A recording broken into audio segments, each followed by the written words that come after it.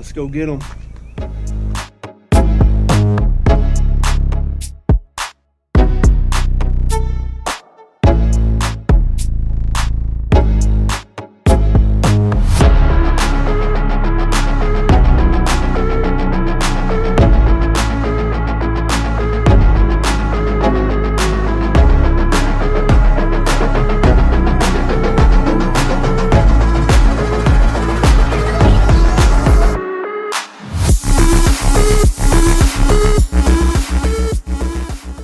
Good morning, welcome back. Today we're doing something a little bit new. We're out here in Virginia. We took the trip up to visit some family.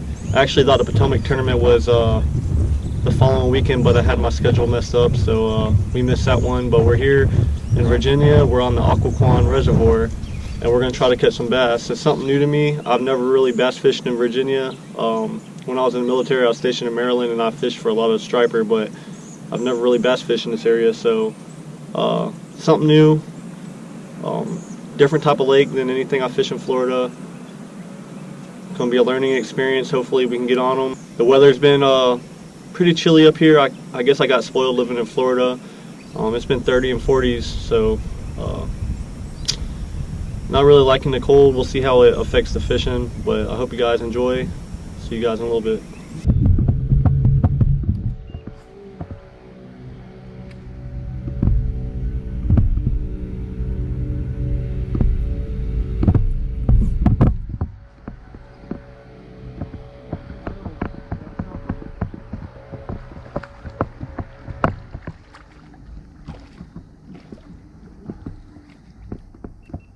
Virginia bass.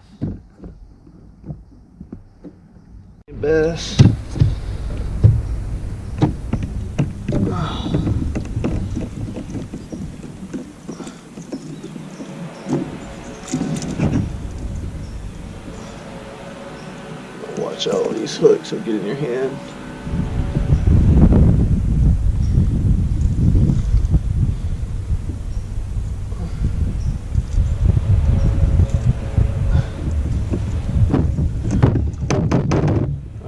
First Virginia bass. Not huge, but it's a bass. Alright, guy. Got that on this 6-inch square bill. Looks like a little bass. Alright, let's get back at it.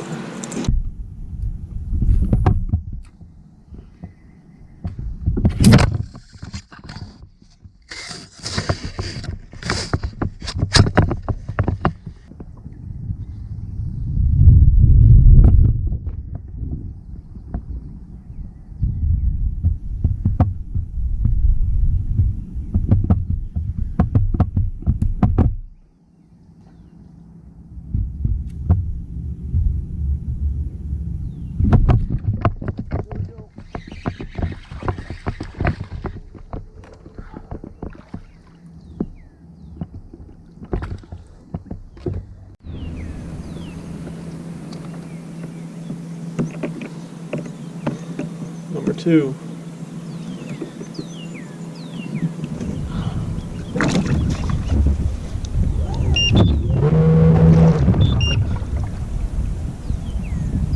Caught that flipping the Zoom speed crawl up around some wood. Got a 1-ounce tungsten, which is kind of overkill. I use it to flip small mats in Florida, but just being lazy and didn't feel like cutting it off, just left it on. But it works, so that's all that matters. Probably put a flipping jig on a little bit, but just being lazy right now. That's what caught him.